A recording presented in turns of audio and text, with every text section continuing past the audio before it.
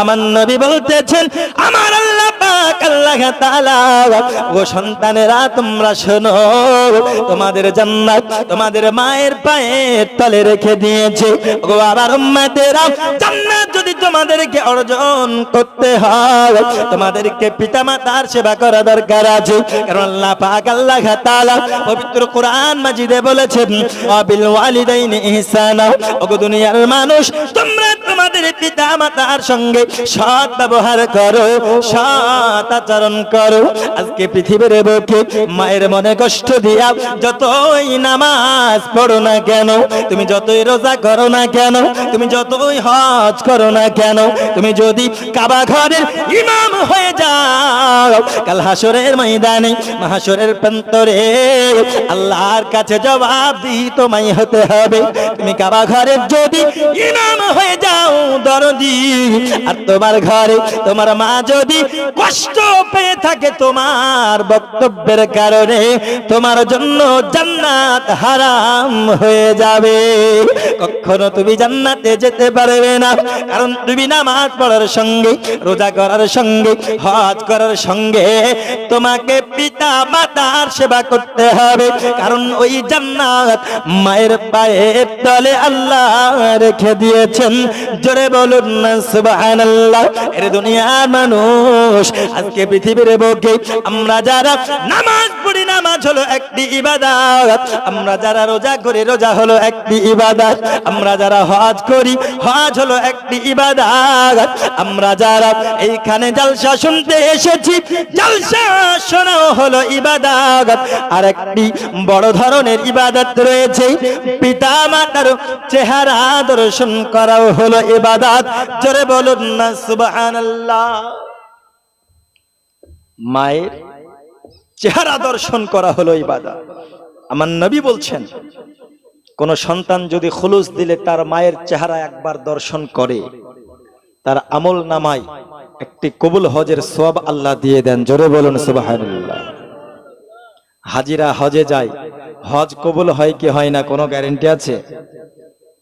আসার পরে নামের আগে লিখে দিচ্ছে হাজি, কিন্তু ও যে হাজি হয়েছে কি হয় না কি, এখন হাজি হয়েছে কি পাজি হয়েছে আল্লাহ জানে, বুঝলেন? আমাদের এদিকের একটা হাজি হজ করে এসেছে, হজ করে এসে আপনার এই মাসখানেক হলো, 1 মাস আগে ধরা পড়েছে, বুঝলেন? তাহলে কি হজ করে আসলে ভাবেন। এরা হাজি নামে কলঙ্ক। আসলে এরা হজ করতে যায় না, মানুষের সামনে কিছু নাম কামানোর জন্য মক্কা মদিনায় ঘুরে আসে। ঠিক বললাম না ভুল বললাম? মক্কা মদিনায় কিছু নাম কামানোর জন্য ঘুরে আসে। কিন্তু তোমায় মক্কায় যেতে হবে না, মদিনায় যেতে হবে না। তুমি তোমার বাড়িতে তোমার মায়ের দিকে মুহাব্বতের নজরে তাকিয়েই তুমি কবুল হজের সওয়াব পেয়ে যাবে। জোরে বলুন সুবহানাল্লাহ। তুমি যদি হজে যাও, তোমার মা যদি তোমায় ইজাজত না দেয়, তোমার ওই হজে যাওয়া চলবে না। আব্বা যে আমার ভালো করে বুঝুন বাবা, পৃথিবীর জমিনে আমি মা বাবার কেন কথা বললাম? আমরা সন্তান এই মা বাবার হক আদায় করতে পারি না, এই মা বাবার সঠিকভাবে হক পূরণ করতে পারি না। এই যে সামনে শীত আসতেছে বাবা, বাবা আমার শীত বস্ত্র পেল কি পেল না খোঁজ নেই না। এই বাবা মাও কেমন করে থাকলো, কেমন কষ্টতে আছে বাবা আমার, কোনো খোঁজ নেওয়ার প্রয়োজন মনে করে না। আজকে চাকরি পেয়েছে, দূর দূরান্তে চলে গেছে, ব্যবসার খাতিরে রয়েছে, চাকরির খাতিরে রয়ে গেছে, মাসের মাস মা বাবাকে টাকা পাঠিয়ে দেয়, কিন্তু একটি ফোন করে খোঁজ নেয় না আমার মা কেমন আছে, আমার বাবা কেমন আছে। এই সন্তানদেরকে পৃথিবীর জমিনে কাল হাসরের ময়দানে আল্লাহর কাছে জবাবদিহি হতে হবে বাবা। কারণ কোন জনম দুঃখিনী মা যাকে তুমি ভুলে যাও, কোন মাকে তুমি ভুলে যাও, যেই মা জননী কাল দুনিয়ার বুকে আল্লাহ পাক আল্লাহ তাআলা কত কষ্ট সহ্য করেছে, তোমায় ধরার বুকে আলো দেখিয়েছে। ওরে আমার যুবক, ওই মাকে তুমি কেমন করে ভুলে যাও, যেই মা জননী তোমাকে জন্ম দিতে যাইয়া কাল কিয়ামতের সুগরা, কিয়ামতের কিঞ্চিত পরিমাণ কষ্ট প্রসব বেদনাই সহ্য করেছে। ওরে আমার যুবক, কোন মাকে তুমি ভুলে যাও, যেই মা জননী জননী তোমায় 10 মাস 10 দিন গর্ভে ধরেছে, আর যেই মা জননী আল্লাহর কাছে সর্বদা দোয়া করে, ওগো রব্বুল আলামিন তুমি আমার সন্তানকে, আমি মা জননী আমার জীবন নিতে হয় না, কিন্তু আমার সন্তানকে সুস্থ বানিয়ে দাও। ওগো আমার যুবক মা জননীরা সব সময় দোয়া করে। ওগো বন্ধু, আবার এই মা জননীরা গর্ভে সন্তান অবস্থায় থেকে কত কষ্ট সহ্য করে, তুমি তো সন্তান অবগত থাকো না। ওরে আমার মানুষ, তোমরা কখনো ওই মাকে কষ্ট দিও না। আমার লাগা কাঁদলে মা গো, আমার লাগা কাঁদলে মা গো সারাটি জনম, কোথায় গেলে পাবো আমি এমন আপনজন, কোথায় গেলে পাবো আমি এমন আপনজন। আরে কত রাত ঘুমাওনি মা গর্বে যখন আমি, কত কষ্ট সয়েছ জানে অন্তর্যামী, ঠিক কিনা? আরে কত রাত ঘুমাওনি মা গর্বে যখন আমি, কত কষ্ট সয়েছ জানে অন্তর্যামী। চেয়ে আমার মুখের পানে মা দুঃখিনী মা, মা গো চেয়ে আমার মুখের পানে, চেয়ে আমার মুখের পানে জুড়াইতে দুই নয়ন, কোথায় গেলে পাবো আমি এমন আপনজন, কোথায় গেলে পাবো আমি এমন আপনজন। আরে বুকে রহমানকে যদি বিদেশেতে রয়, যাই না মাঝে বৈশাখা দে আমার মাই।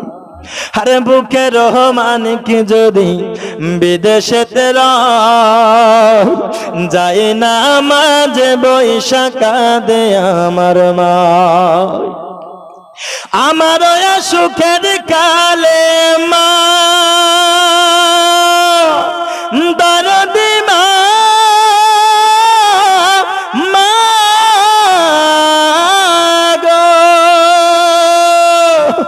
আমার সুখের কালে, আমার সুখের কালে বুক বাসিত নয়ন জল, কোথায় গেলে পাবো আমি এমন আপনজন, কোথায় গেলে পাবো আমি এমন আপনজন।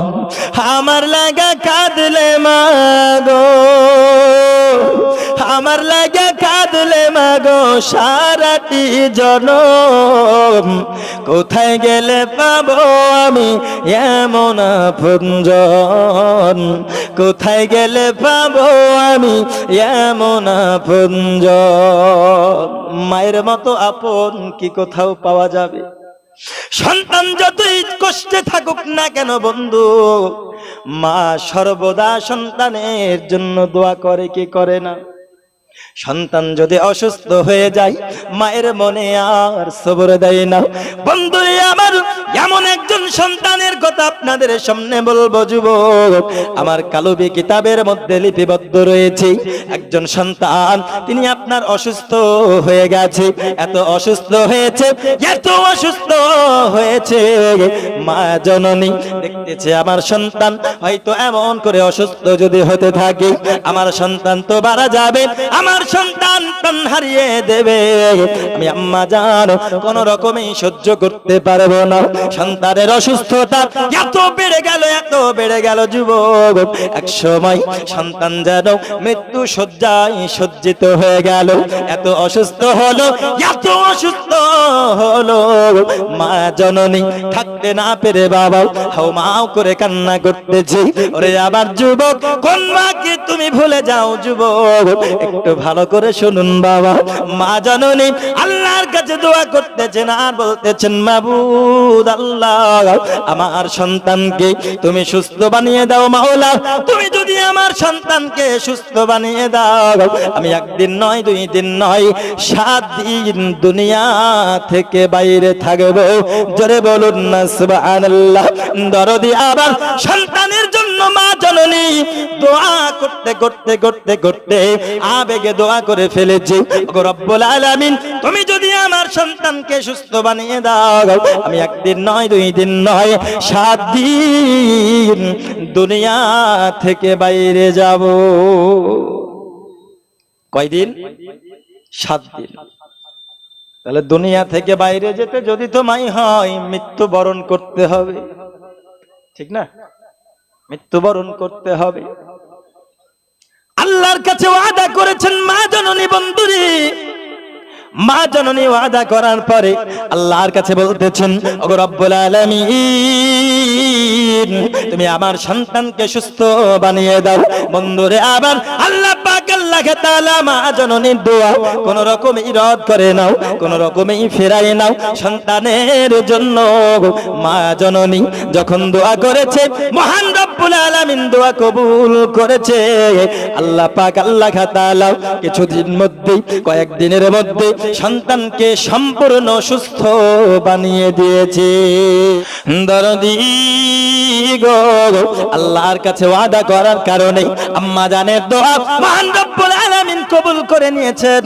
আর নেওয়ার পরে বাবা আল্লাহ পাক আল্লাহ তাআলা সন্তানকে সুস্থ বানিয়ে দিল। একদিন 2 দিন চলে গেল, 3 দিন 4 দিন চলে গেল। কয়েকদিন পরে বাবা পাড়ার মানুষেরা বলা বলে করতেছেন, ওই দেখো আম্মা জান আল্লাহর কাছে ওয়াদা করেছে, মহান আল্লাহ পাকের কাছে ওয়াদা করেছে, ছেলে যদি সুস্থ হয়ে যায় আম্মা জান 7 দিন দুনিয়া থেকে বাইরে থাকবে। দেখো ওয়াদা পূরণ করে না মুসলমানের কন্যা, ওয়াদা পূরণ করে না, কোন রকমেই ওয়াদা পূরণ করে না। 1 2 জন যখন বলতেছে বাবা, হঠাৎ যেন সন্তান শুনতে পেল। শুনতে পাওয়ার পরে সন্তান যেন মা জননীর কাছে যাওয়ার পরে বলতেছে, ওগো আমার আম্মা জান, আল্লাহর কাছে তুমি কি ওয়াদা করেছো মা জননী? পাড়ার লোকেরা বলা বলে করতেছে, তুমি নাকি ওয়াদা করে ওয়াদা পূরণ করো নাই, তুমি নাকি ওয়াদা করেছো। মুসলমানের বান্দা কখনো ওয়াদা করে ওয়াদা ভঙ্গ করে না। ওগো আম্মা জান, তুমি কি ওয়াদা করেছো আমায় বলো। মা জননী বলতেছে, বেটা রে, তুই যখন অসুস্থ ছিলি, তুই যখন অসুস্থ ছিলি, আমি আল্লাহর কাছে ওয়াদা করেছিলাম, মহান আল্লাহ, তুমি যদি আমার সন্তানকে সুস্থ বানিয়ে দাও, আমি 1 দিন নয়, 2 দিন নয়, 7 দিন দুনিয়া থেকে বাইরে থাকবো। জোরে বলুন না সুবহানাল্লাহ। ওগো মা জননী, আপনাদের উদ্দেশ্য বলি গো মা জননী, ভালো করে বুঝুন মা। আপনারা কেন এমন করে দিনের বেলায় রাতের বেলায় এখানে ওখানে ঘুরে বেড়ান গো মা? অনেক মানুষেরা বলে মাওলানা শুধু পুরুষদেরকে বোঝাই, নারীদেরকে বোঝাই না, নারীদেরকেও তো স্বামীর সেবা করতে হবে। ওগো আমার মা জননী, আপনাদেরকে বলি রে মা, শুনুন। ওই মা জননী কি করলো? সন্তানকে বলল, ওগো আমার বেটা, তুমি চলে যাও, চলে যাও, আমি আল্লাহর বান্দি, আমি ওয়াদা পূরণ করার জন্য আল্লাহর কাছে যেই ওয়াদা করেছি, ওই ওয়াদা আমি পূরণ করব। সন্তান বলল, মা জননী, আল্লাহর কাছে তুমি যে ওয়াদা করেছো, তোমায় যদি পূরণ করতে হয় তবে তো তোমায় মৃত্যু বরণ করতে হবে। কারণ কুল্লু নাফসিন যায়িকাতুল মাউত, প্রত্যেক জানদার ব্যক্তিকে মৃত্যুর স্বাদ চাখতে হবে। আর মৃত্যু যখন কেউ বরণ করে, পৃথিবী থেকে বাইরে চলে যায়। ওগো মা জননী, তুমি তো মৃত্যু বরণ করো নাই। আর যদি কেউ যেচে মৃত্যু বরণ করে, আত্মহত্যা হলো মহাপাপ, ঠিক কিনা? আত্মহত্যা হলো মহাপাপ। ওগো মা জননী, তোমার ওয়াদা তুমি কেমন করে পালন করবে? মা বলতেছে, বেটা রে, একটি রাস্তা অবশ্যই খোলা রয়েছে, একটি রাস্তা অবশ্যই খোলা রয়েছে। ওরে বেটা তুই যা, তুই দৌড়ে চলে যা গোরস্থানে। আমি জীবিত অবস্থায় মৃত্যুর পূর্বে কেউ যদি জীবিত অবস্থায় কবরে চলে যায়, ও তো দুনিয়া থেকে বাইরে চলে গেল, দুনিয়া থেকে বাইরে চলে গেল। ওকে আমার যুবক, আমার বেটা তুমি যাও যাও যাও, তুমি চলে যাও গোরস্থানে। যাওয়ার পরে তুমি একটা কবর খনন করবে, কবর খনন করার পরে তুমি আমায় ডাক দিবে গো বেটা। আব্বাজি আবার সন্তান চলে গেল গোরস্থানে। যাওয়ার পরে তিনি আপনার ভালোভাবে একটা কবর খনন করলো। কবর খনন করার পরে আম্মা যান তিনি চলে আসলেন গোরস্থানে। বাবা আসার পরে বলতেছে, বেটা রে আজ আমি কবরের মধ্যে চলে যাব, একদিন দুই দিন 7 দিন পরে আবার তুমি কবরে আমায় খনন করে তুলবে। ও আমার বেটা, আমি যদি বেঁচে থাকি আল্লাহর কাছে শুকরিয়া আদায় করবে, আর যদি আমি মারা যাই আমার গোসল বানায়া কাফন দাফন করায়া পুনরায় কবরের মধ্যে ঢুকিয়ে দেবে, আমায় দাফন করে দেবে গো বেটা। ওগো মা জননী, আল্লাহর কাছে তুমি কি ওয়াদা করেছো? আমি অঝর নয়নে কান্না করতেছি, সন্তানের কান্নার অশ্রু বয়ে যায়। বলতেছে, মা জননী আমি তোমার সন্তান হয়ে অনেক গর্বিত গো মা। প্রত্যেক সন্তানের মা তোমার মা তো হয় গো মা জননী। মা বুঝি এমন হয় আজকে সন্তানের জন্য মা নিজের জীবন ঝুঁকি ফেলে দেয়, সন্তানের জন্য মা নিজের জীবনকে ও খতরনাক জায়গায় রেখে দেয়। ওগো আমার মা জননী, আমি সন্তান আল্লাহর কাছে ওয়াদা করি পৃথিবীর বুকে আমি যতদিন বেঁচে থাকবো আমি কোনদিন মা ভুলবো না। ওগো আমার মা জননী, তুমি যদি মারা যাও তোমায় দাফন করে দিতে আমার কলেজা ফেটে যাবে, কিন্তু তুমি জীবিত, তোমায় কেমন করে আমি দাফন করব মা? সন্তানকে যখন মা বলতেছে, ওগো আমার বেটা আল্লাহর কাছে আমি ওয়াদা করেছি, আমি আল্লাহর বান্দি, আল্লাহর কাছে যখন ওয়াদা করেছি মুসলমান সব করতে পারে কিন্তু ওয়াদা খেলাফ করতে পারে না। আমি বান্দি, আমি আল্লাহর ওয়াদা খেলাফ করব না। ওরে আমার বেটা, আমি যাব কবরের ভিতরে, তুমি আমায় দাফন করে দেবে, আবার 7 দিন পরে পুনরায় তুমি আবার আমায় খনন করে বের করবে। দরদি আমার মা চলে গেল কবরের মধ্যে রে। একদিন দুই দিন 3 দিন চলে গেল, 7 দিন পর সন্তান আবার কবরের কাছে গিয়েছে। যাওয়ার পরে সন্তান যখন কবর খনন করে, সঙ্গে সঙ্গে মা জননীকে যখন দেখতে পেল, সঙ্গে সঙ্গে জোরে উঁচু আওয়াজে আল্লাহর শুকরিয়া আদায় করে পড়ে নিল আলহামদুলিল্লাহ। সন্তান আলহামদুলিল্লাহ পড়লো। কেন পড়লো? কারণ 7 দিন পর যখন কবর খনন করছে তখন দেখছে তিনার মা সহি সালামতে, আল্লাহ তিনার কিঞ্চিত পরিমাণ ক্ষতি করে নাই। জোরে বলুন সুবহানাল্লাহ। আর জোরে হবে না সুবহানাল্লাহ? কিঞ্চিত পরিমাণ ক্ষতি হয় নাই। এইবার শুনুন মা বোনেরা, আপনারা এবার শুনুন, আপনাদের কথা এবার কয়েকটা বলি। এই মা বোনেরা আজকে পর্দা করছে না, তাই না? পর্দা করে না, মেলায় গিয়ে শুধু ঠেলা খায়। হ্যাঁ, এরা হিজাব পরে না, বোরখা পরে না। আর বর্তমানের বোরখা পরাও ভালো লাগা বোরখা পরা, বুঝলেন? মনে রাখবেন, যেই বোরখা পরে আপনাকে ভালো লাগবে ওটা বোরখা পরা হলো না। হলো কি? বোরখা পরে কি ওর ভিতরে কি আছে না আছে কেউ উপর থেকে বলতে পারবে? এখনো বোরখা পরছে একদম ফিটিংস, বুঝলেন? বোরখাও পরছে এখন ফিটিংস। এই পর্দাও পর্দা নাই। মা বোনেরা তো পর্দা অনেকেই কম করে। তো যারা পর্দা করেন না তাদের উদ্দেশ্য বলি, শুনুন, এই কথার মধ্যেই আছে। ওই মা জননী কবরের ভিতরে গিয়ে কতদিন ছিলেন বাবা? জোরে বলুন, কয়দিন? 7 দিন। তো কবরের ভিতরে যাওয়ার পরে তার সঙ্গে একটি ঘটনা ঘটেছিল, সেটা আমি আপনাদের সামনে বলবো। তার পূর্বে একবার দরুদ নাজরানা পেশ করুন। আল্লাহুম্মা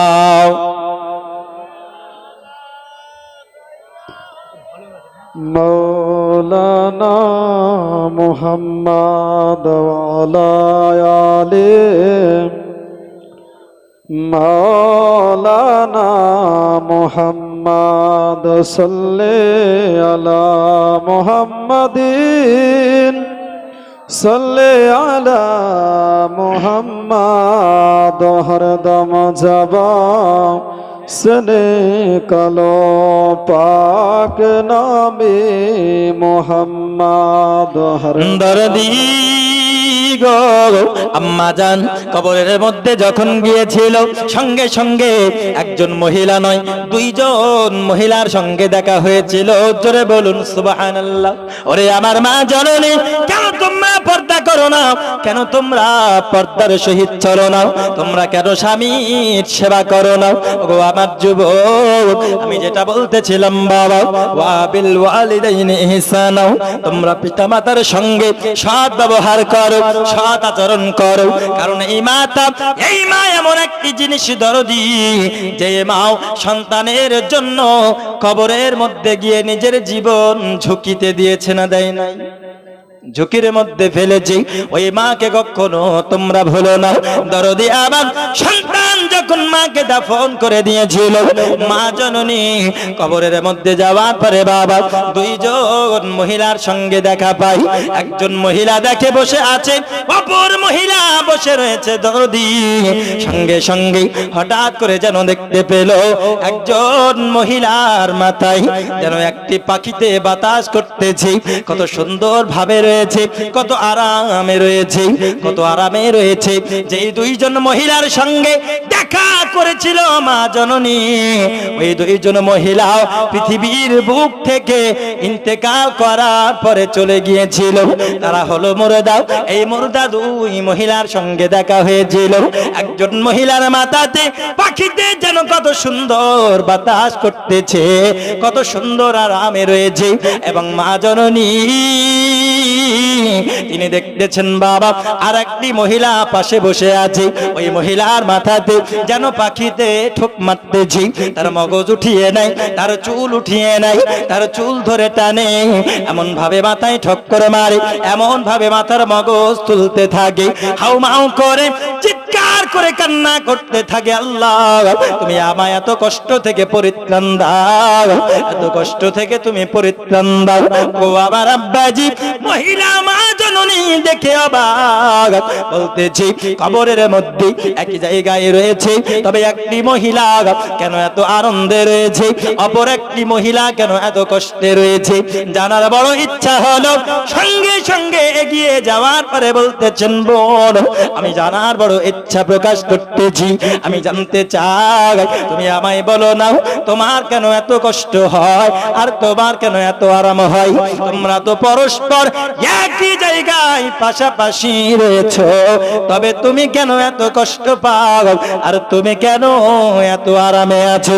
সঙ্গে সঙ্গে যে মহিলার মাথাতে পাখিতে বাতাস করতেছিল, ওই মহিলা বলতেছেন, বোন পৃথিবীর বুকে আমি যখন বিয়ে করেছিলাম, আমার বিবাহ হয়েছিল, আমার স্বামী ছিল ধার্মিক। আমার স্বামী বলেছে, এ আমার বিবি তুমি পর্দা করবে, ও আমার বিবি তুমি পর্দা সহিত চলবে, তুমি বাজারে যাবে না, তুমি মেলা গিয়ে ঠেলা খাবে না, ও আমার বিবি তুমি 5 ওয়াক্ত নামাজ পড়বে, আর আমি স্বামী তুমি সেবা করবে।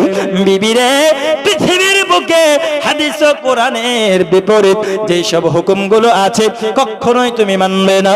হাদিস ও কোরআন অনুযায়ী যেই হুকুমগুলি রয়েছে সব সময় তুমি ওইগুলি মেনে চলবে।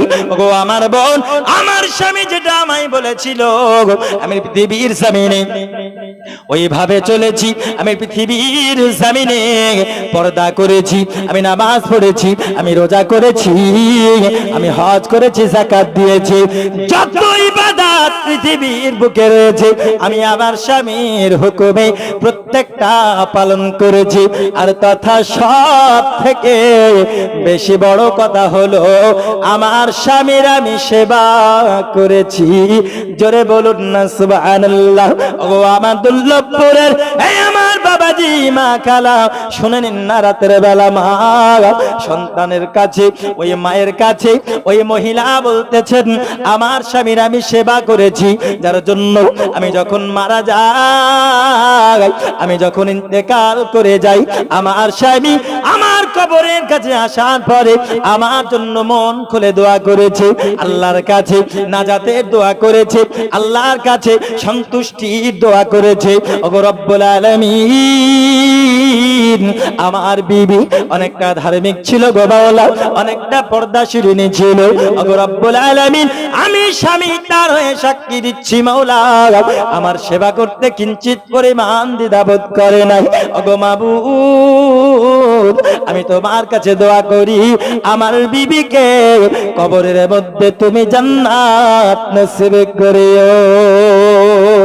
ওগো আমার বোন, আমার স্বামী দুনিয়ার বুকে আমার জন্য নাজাতের দোয়া করেছেন, আমার জন্য সন্তুষ্টির দোয়া করেছে, যার জন্য আমি কবরের মধ্যে আমি বড় আনন্দে রয়েছি, আমি বড় খুশিতে রয়েছি।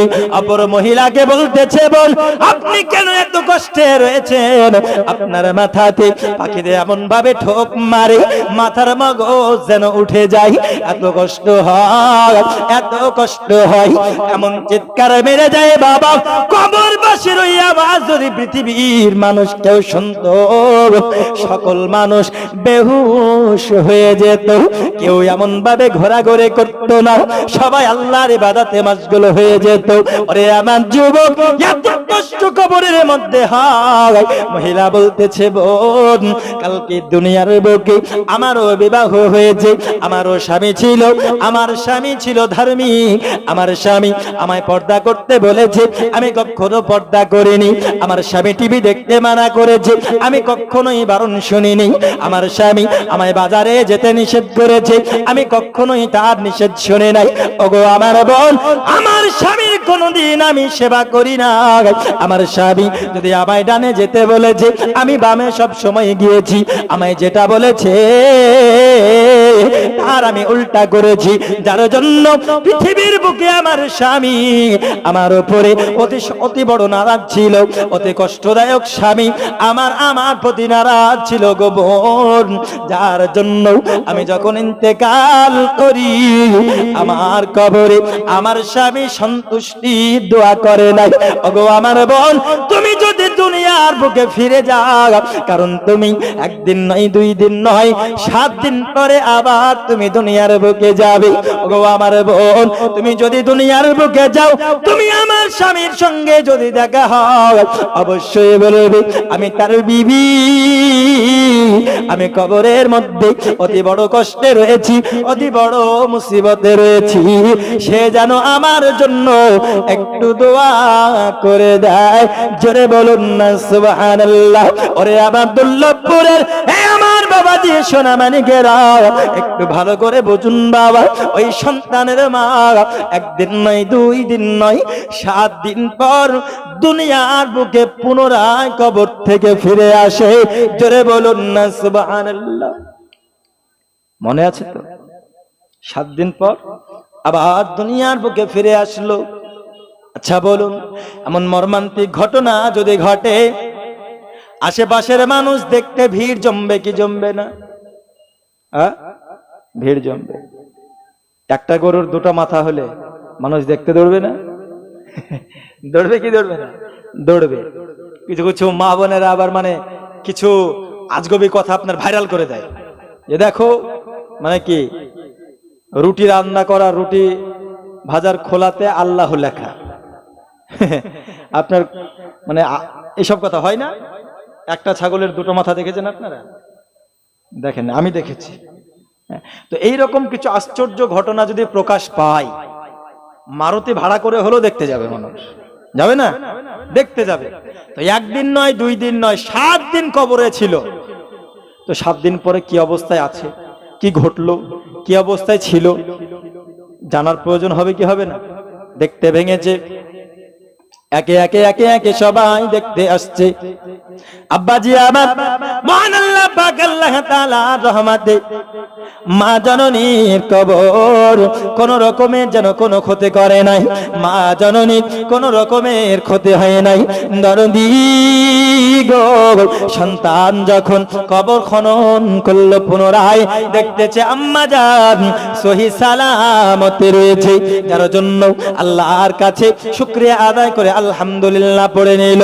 দরদি আবার একে একে সবাই যখন দেখতে ভাঙ্গে দেখতে চলে আসছে, দূর দূরান্ত থেকে যখন দেখতে আসে, হঠাৎ করে জানো বাবা রে, কবরের মধ্যে যেই মহিলার মাথায় কাকে ঠোক মারতেছিল, যেই মহিলাকে কষ্ট দিতেছিল, যেই মহিলা আযাবে গ্রেফতার ছিল বাবা, ওই মহিলার স্বামীও যেন দেখতে এসেছে।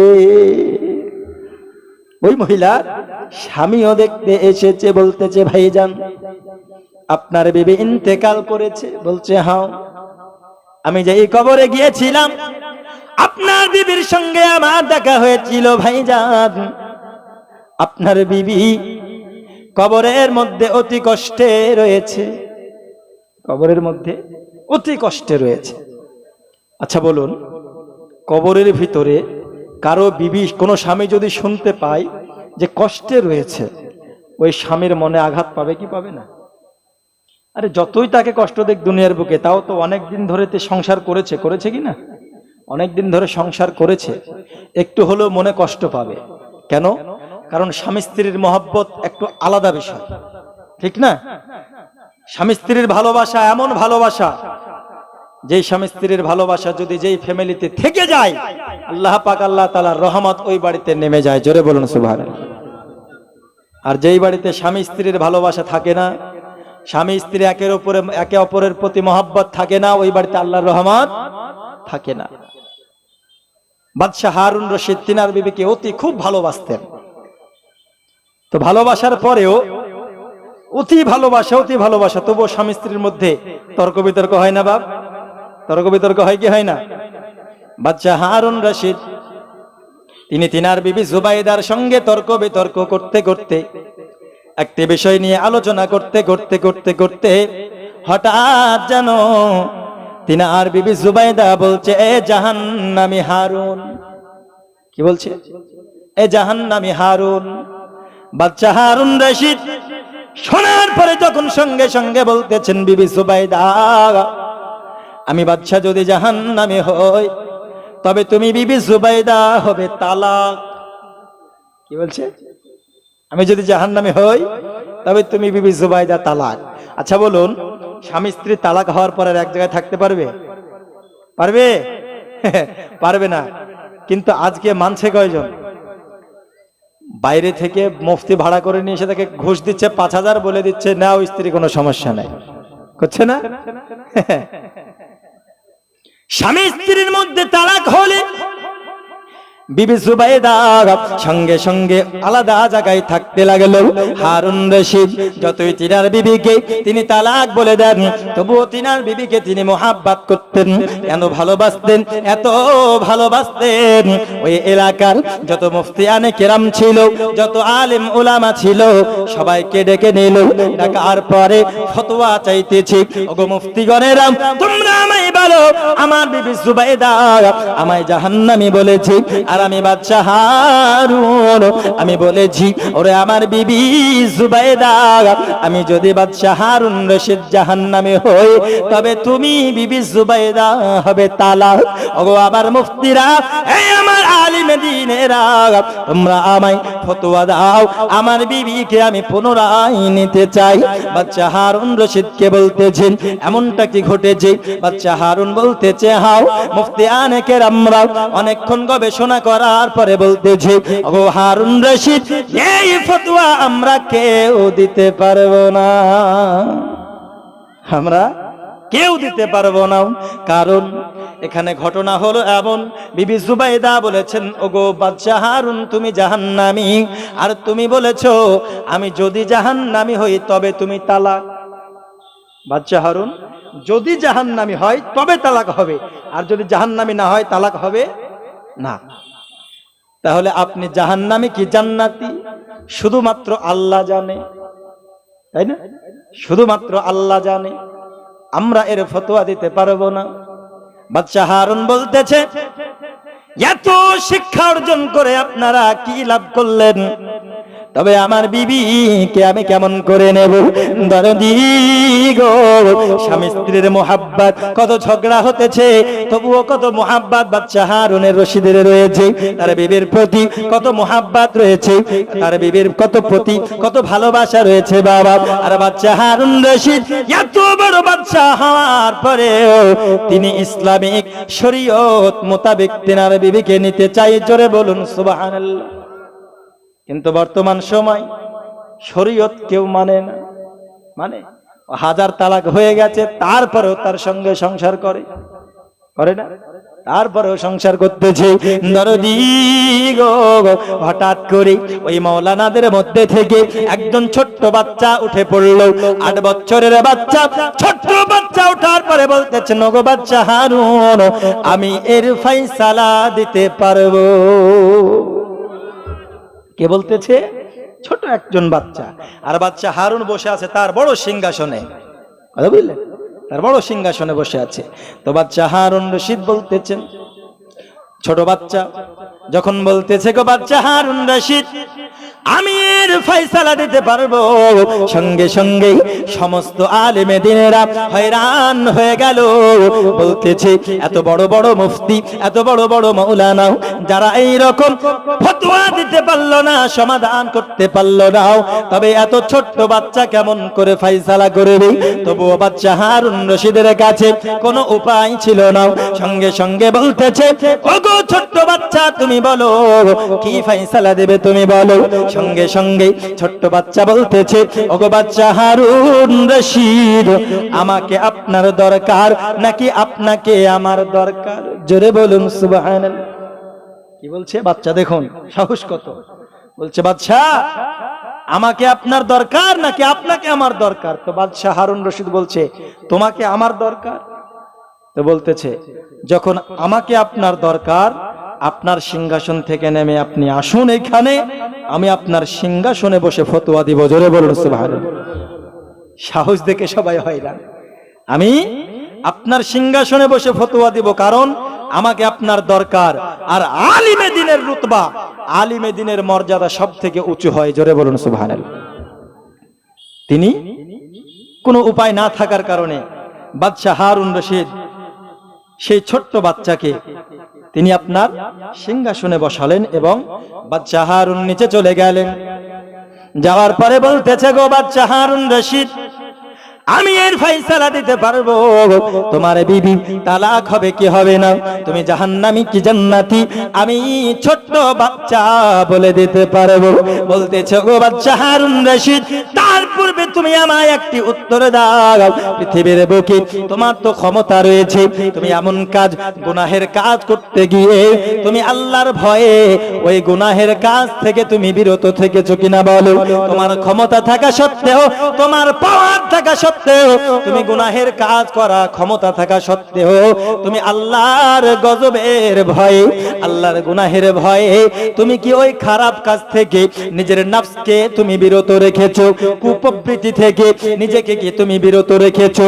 ক্ষমতা থাকা সত্ত্বেও আল্লাহর আযাবের ভয়ে, আল্লাহর কোরআনের ভয়ে তুমি কি তোমার নফসকে খারাপ কুপ্রবৃত্তি থেকে দূরে রেখেছো?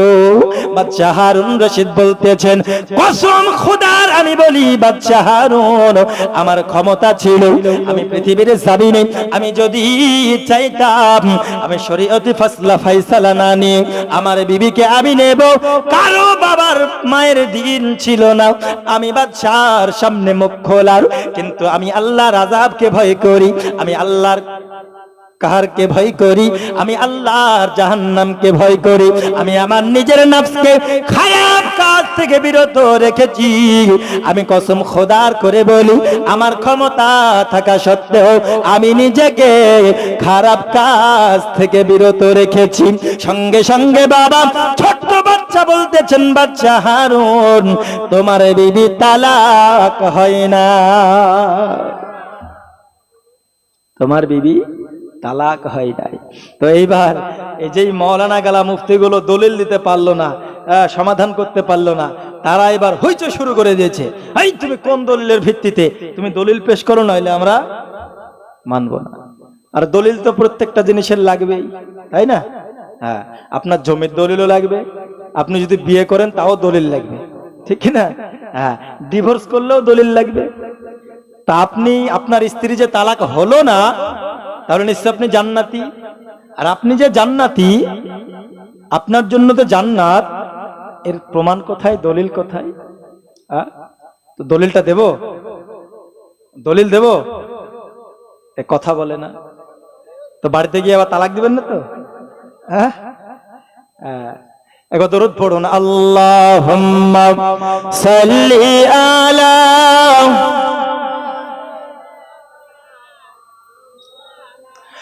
দেখিতে গুম্বাদে খাজরা ডেকে নাও ইয়া রাসূলুল্লাহ। জোরে বলুন, আরো জোরে বলুন সুবহানাল্লাহ। দুই হাত তুলে বলুন ইয়া রাসূলুল্লাহ। নারে তাকবীর, আরো জোরে নারে তাকবীর। দেখিতে গুম্বাদে খাজরা ডেকে নাও ইয়া রাসূলুল্লাহ। দেখিতে গুম্বাদে খাজরা ডেকে নাও ইয়া রাসূলুল্লাহ। দেখিব দুই নয়নেতে মদিনা ইয়া রাসূলুল্লাহ। দেখিব দুই নয়নেতে মদিনা ইয়া রাসূলুল্লাহ। দেখিতে গুম্বাদে খাজরা ডেকে নাও ইয়া রাসূলুল্লাহ। জোরে বলুন, যারা যারা নবী পাকের রোজায় হাজিরি দিল, আমরা নবীর রোজায় হাজিরি দিতে ইচ্ছুক কি ইচ্ছুক না? যারা যারা নবী পাকের রোজায় হাজিরি দিল, যারা যারা নবী পাকের রোজায় হাজিরি দিল, শাফাত ওয়াজিব তাদের উপর ঘোষণা ইয়া রাসূলুল্লাহ। শাফাত ওয়াজিব তাদের উপর ঘোষণা ইয়া রাসূলুল্লাহ। দেখিতে গুম্বাদে খাজরা ডেকে নাও ইয়া রাসূলুল্লাহ। দেখিতে গুম্বাদে খাজরা ডেকে নাও ইয়া রাসূলুল্লাহ। দেখিব দুই নয়নেতে মদিনা ইয়া রাসূলুল্লাহ। দেখিব দুই নয়নেতে মদিনা ইয়া রাসূলুল্লাহ। জোরে বলুন সুবহানাল্লাহ। বাচ্চা হারুন রশিদ তিনাকে যখন বললেন ছোট্ট বাচ্চা, ওগো বাচ্চা হারুন, তোমার বিবি তালাক হয় নাই, তোমার বিবি তালাক হয় নাই, তুমি জাহান্নামী হবে না, তুমি জাহান্নামী হবে না। সঙ্গে সঙ্গে ওই আপনার মজলিসে যত আলেম উলামা ছিল সবাই বলতেছে, ওগো ছোট্ট বাচ্চা তুমি বলো কোন দলিলের ভিত্তিতে তুমি বলতেছো, ওগো বাচ্চা হারুন রশিদ তুমি জান্নাতি, কোন দলিলের ভিত্তিতে তার বিবি তালাক হবে না, তুমি আমায় দলিল দাও, নচেত আমরা কেউ মানব না। মানবে? কেউ মানবে না। ছোট্ট বাচ্চা বলতেছে, ওগো মুফতিয়ানে কেরাম, ওগো আলিমে দিন, আপনারা শুনুন, আমি দলিল দিতেছি, কান খুলে আপনারা শুনুন। আল্লাহর কোরআন থেকে আমি ছোট্ট বাচ্চা দলিল দেব। ওরে আমার যুবক, এই দুর্লভপুর গ্রামে আমার দরদি, আপনারা ভালো করে শুনুন বাবা, তবে বাড়িতে যাইয়া এইরকম ঠাট্টা করে কেউ তালাক দিবেন না, খবর দেন না। আব্বাজি আবার সঙ্গে সঙ্গে বাচ্চা হারুন রশিদ কে বলতেছে, ওই আলিমে দ্বীনকে বলতেছে, বাচ্চা তোমরা শোনো কোরআন শরীফ থেকে আমি বাচ্চা দলিল দিই। বিসমিল্লাহির রহমানির রহিম। ওয়া আম্মা মান খাফা মাকামা রাব্বিহি ونهى النفس عن الهوى فإن الجنة هي المأوى। বলুন আল্লাহু আকবার। কোরআন শরীফ 30 পারা সূরা নাজিয়া দলিল দিতেছে। এই আয়াতে এটা ঘোষণা হয়ে গেল, যারা নিজের ক্ষমতা থাকা সত্ত্বেও নিজের নফসকে খারাপ কাজ, নারে তাকবীর, নারে রিসালাত, মাসলাকে আলা হযরত জিন্দাবাদ, উলামায়ে আহলে সুন্নাত জিন্দাবাদ, জনাব হযরতুল আল্লাহ মাওলানা মুহাম্মদ মিজানুর রহমান জিন্দাবাদ। নারে তাকবীর, আল্লাহু আকবার, নারে রিসালাত। ইয়া রাসূলুল্লাহ। দরুদ পড়ুন, আল্লাহুম্মা সাল্লি আলা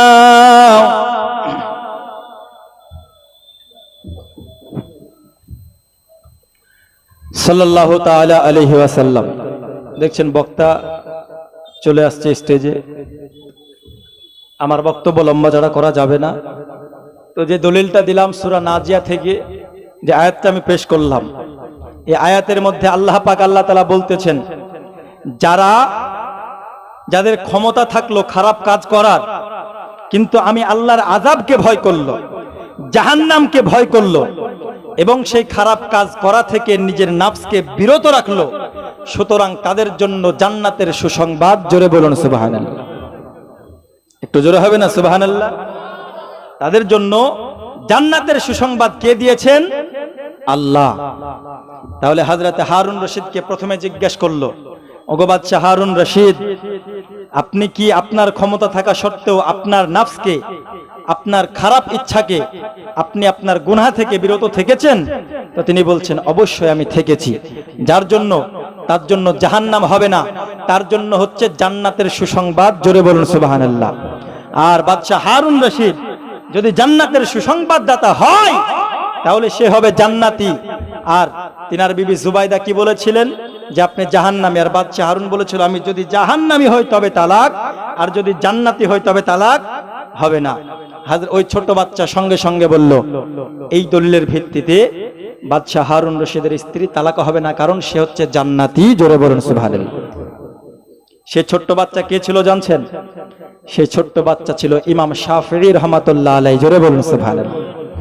4 মাযহাবের একটি মাযহাব হচ্ছে শাফি মাযহাব, আর শাফি মাযহাবের ইমাম হচ্ছে ইমাম শাফিঈ রাহমাতুল্লাহ আলাইহি।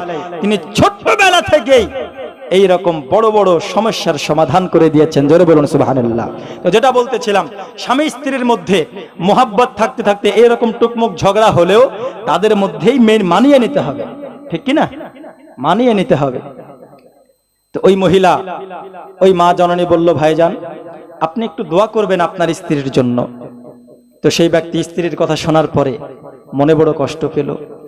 তিনি তিনার স্ত্রীর কবরের কাছে গিয়ে দোয়া পড়ল, আল্লাহর কাছে বলল, আল্লাহ আমি তার জন্য সন্তুষ্টির দোয়া করছি। আল্লাহ আমার বিবির কবরে যে আযাব হচ্ছে, পাখিতে তার মাথায় ঠোক মেরে মগজ তুলে নিচ্ছে, আল্লাহ তুমি আমার বিবিকে জান্নাত নসিব করিও।